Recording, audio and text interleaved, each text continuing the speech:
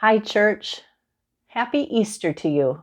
I'm Pastor Carolyn from Kingo Lutheran Church in Shorewood, Wisconsin, and I want to wish all of you a blessed and joyful Easter Sunday. The last recording I made and the last story that I shared out of the Spark Story Bible was the story of Jesus' death, which we remember on Good Friday. And as I remember someone important telling me once, is usually when someone dies, they remain dead. And certainly there's a lot of sadness and grief with that, as there was when Jesus died. Basically, the whole world became dark and all creation and humanity cried, not quite understanding what God still had in store. I'm going to read today from page 482. The story is called The Empty Tomb, and empty is the key word. The tomb was the place where they had laid Jesus' body, but let's see in this story what happened 3 days after they placed his body in that tomb.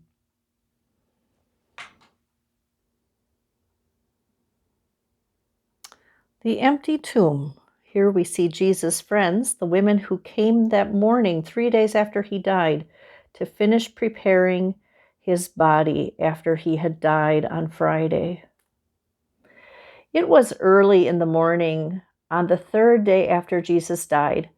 The sky was pink and red with the first light of the sun. The women didn't notice the sky. They hurried to that cave, the tomb, that contained Jesus' body. Mary Magdalene and Mary, the mother of James, led the way. Two others, Salome and Joanna, carried the spices to rub on the body of Jesus. They had a job to do, and it does look like they're ready to do a job. When the tomb of Jesus came into sight, they froze. Uh-oh. They had forgotten about the huge stone that sealed the opening to the cave. How would they move it? The women kept going to the cave anyway. As they came closer, the women could see that the stone had already been rolled away.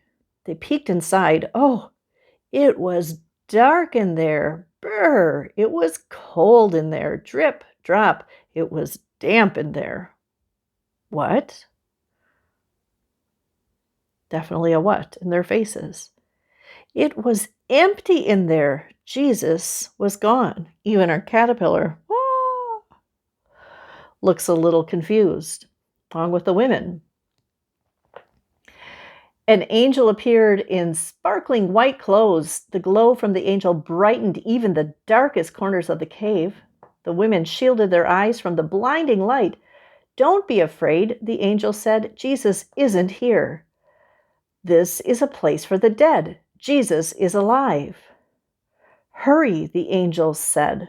Go tell the disciples. The women did not delay. They ran to tell Jesus' friends what they had seen and heard.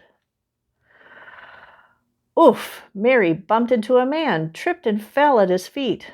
Wait! She knew those feet. A familiar hand reached out to help her.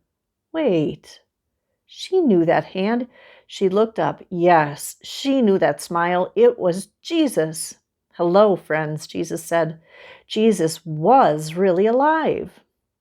The women hugged his feet and shouted with joy, Go tell the others the good news that I am alive. Jesus said, I will meet them in Galilee. I can't wait to see them again. That is one happy person. And remember how Jesus was on the cross and they nailed him. He still has the scars. The women had a job to do. They had to tell everyone Jesus was alive. The women, the disciples, when Jesus eventually met them in Galilee, they certainly all did have a job to do. They had to tell the world that Jesus was raised from the dead, that God's love did not die on that cross, that God's love and forgiveness and mercy and grace embraces all of us today. We still have a job to do, church. It isn't up to a pastor. It isn't up to a missionary serving in a country somewhere. It's up to all of us who love and know Jesus to be the Savior of the world, to share that and to love the world, to serve the world, to go to those hard and difficult places where Jesus is and to serve with Jesus. So celebrate that Jesus is risen today. Happy Easter, everyone. But also remember, it isn't just good enough that we know the story and that we get to just read it once or twice a year, but that we celebrate it and live into it every day. God is saving the world and is reaching out to us today from that empty tomb. The tomb is empty.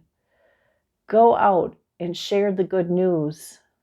Know that you are loved by God and that there is probably more than one person waiting for you to also love them and to share Jesus and to work with Jesus in this very broken and needy world. Let's shine the light of Christ together into this world from that empty tomb. Happy Easter, church. Thanks be to God. See you later.